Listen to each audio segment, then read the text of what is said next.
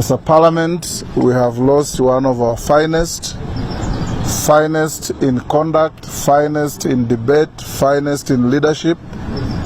a member who was doing his third term,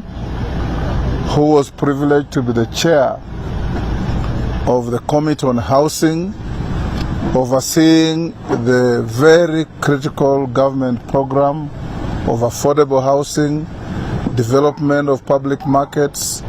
development of hostels in schools,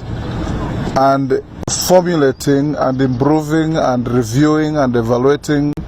the housing policies of this country